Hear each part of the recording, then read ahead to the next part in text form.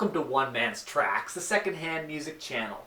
To finish off my little Canadian music spree, this week I revisited a band and an album that my parents used to jam out to in the car during road trips when I was still just a baby. This is a theatrical barbershop quartet made up of high school classmates Mike Ford, Murray Foster, David Matheson, and Canada's now most infamous ex-CBC radio host Gian Gameshi.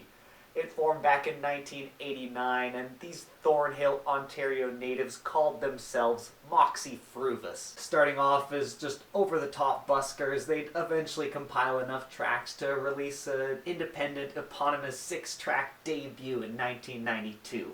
That sold thousands of copies and would gather the attention of Warner Records, who'd signed them for the recording and the release of their studio debut the following year. This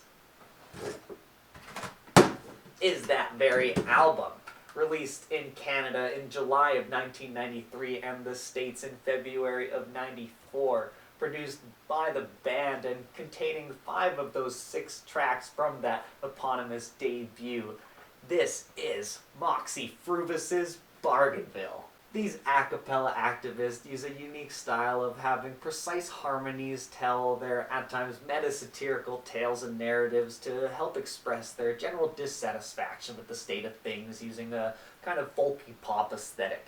This CD is a spattering of longing, politically and environmentally motivated tales told with minimal instrumentation and a musical theater type of approach. Their humorous and ironic style comes with an element of camp that appealed pretty strongly to a quirky, nerdy, dedicated subculture that would call themselves Früheads.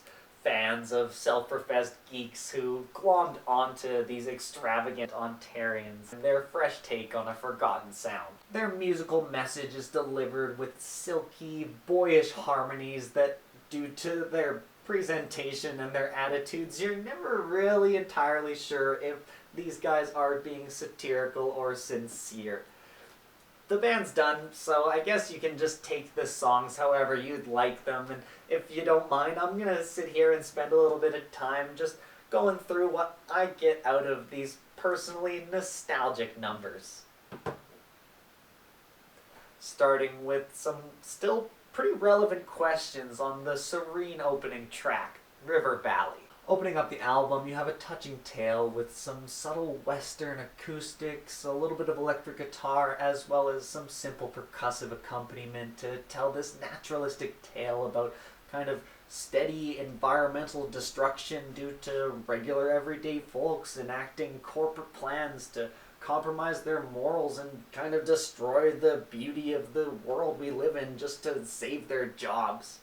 The line, "If I don't like the standard of living, go move to Russia," just hits me right in the guts, right where it hurts, and I hate how relevant this song still is today. It makes it an easy favorite of mine, and I just want to know who's gonna save the river valley. It's still a question. That's the drinking water. Then we're on to one that is a bit too on the nose for me and this channel. It's titled Stuck in the 90s. I sure maybe have covered some bands from the early 2000s, from the 80s, and I love the 60s and 70s, and some modern stuff is just blowing my mind, but I'm out here searching for cheap CDs, so I'm bound to be stuck in the 90s. This track is so 90s with VCR references, Game Boy references, and it starts to tease at some of the French-Canadian influences on this album with a tambourine, an accordion, an anvil, and a harmonica all coming together on this sort of third life crisis song about turning 30. They continue to creep up with increasingly catchy choruses. The next track, BJ Don't Cry, a sorry tale of love and illin', has a super upbeat and really French sounding instrumental that gets this album super moving at this point. I'm not all that invested in BJ's verses. The story is a little nasally and kind of gets drowned out by the incredible chorus that I just love singing along with. I love to tell BJ not to cry. Now, the most memorable riff hammers home the quasi-title track called Video Bargainville. Do-do-do-do-do-do-do-do-do-do-do. Do-do-do-do-do-do-do-do-do-do-do. I think this song is a little bit pointless, and I kind of love it for it. They knew back in '93 that video stores were already on their way out, and this song just is hilariously highlighting that, and the only way it could be better, maybe more relevant, would be if they made a parody song called Stereo Bargainville about 2-for-1 CDs or something. Even though I find it very sweet and heartfelt, Fell in Love does fall on unprepared ears after those goofier, upbeat numbers. This one's a low-key love song with some really interesting metaphors. It just kind of comes out of nowhere, and then it is quickly forgotten after the lazy boy comes in with its silly, jovial conga line antics. Now there's some real interesting instruments that are used on this swinging song about books. It's called My Baby Loves a Bunch of Authors, and it reminds me I'm really not that well read. It uses a sheet of metal and a muffler spring to really give this track some character, because I don't really connect with it that well lyrically. I think the atmosphere really does a lot here to carry me through and keep me from skipping right by. I'm not crazy about the back and forth tempo shifts and theme changes in the middle of the album here. It kind of keeps me from getting really immersed in Bargainville as much as the individual songs have merit.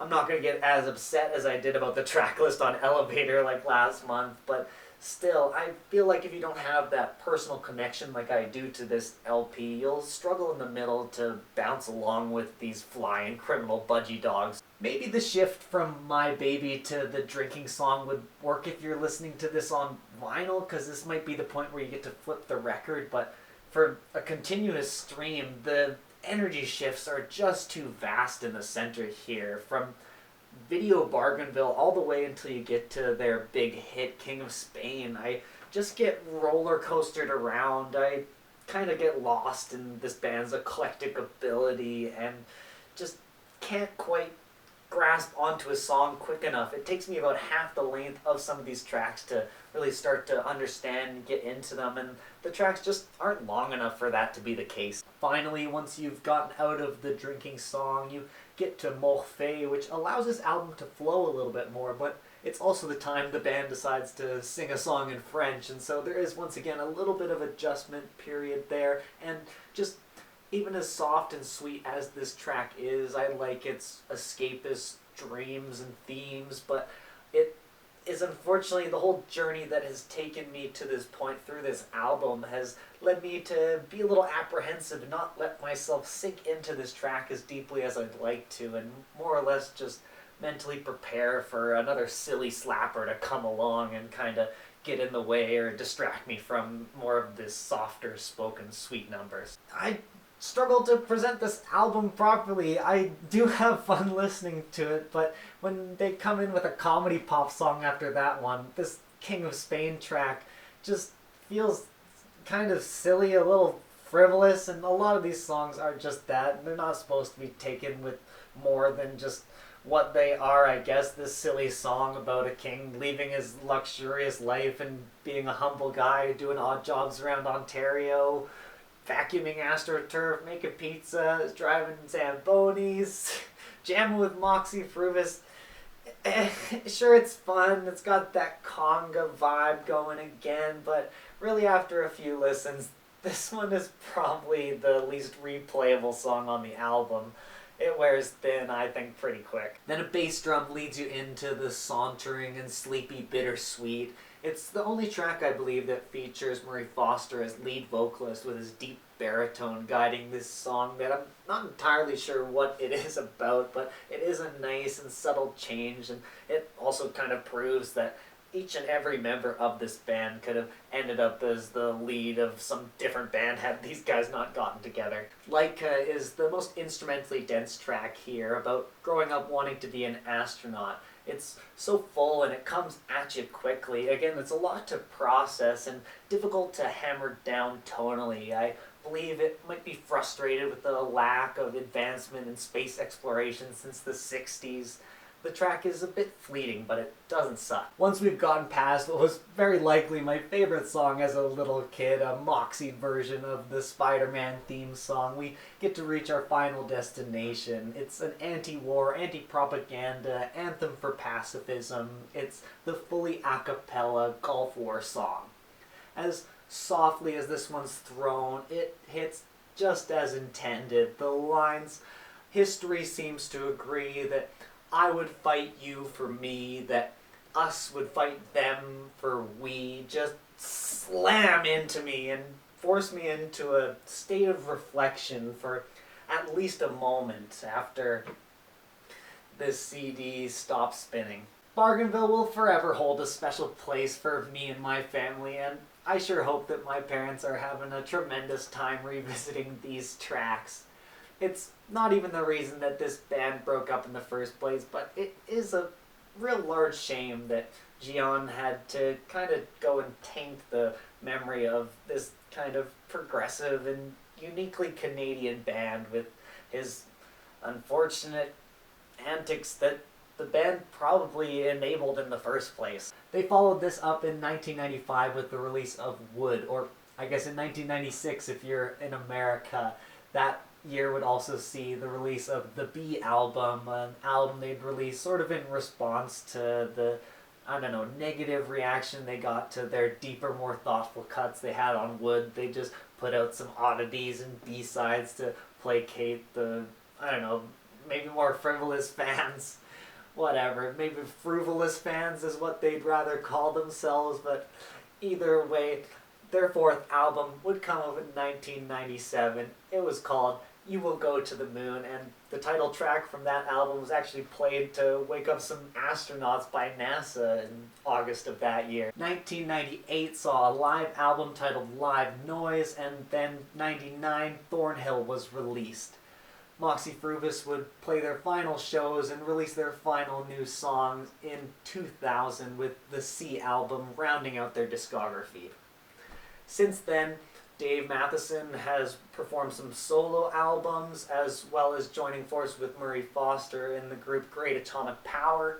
Murray has played bass for Great Big Sea as well as joining a group with Mike Ford called the Cocksure Lads in 2011.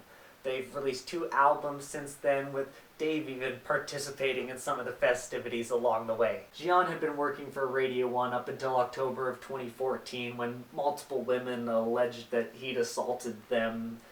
After Ghomeshi signed a peace bond and apologized to one of the plaintiffs, the charges were dropped, however, but it seems like public support for him is about as thin as it has ever been, with even more allegations coming to light since then.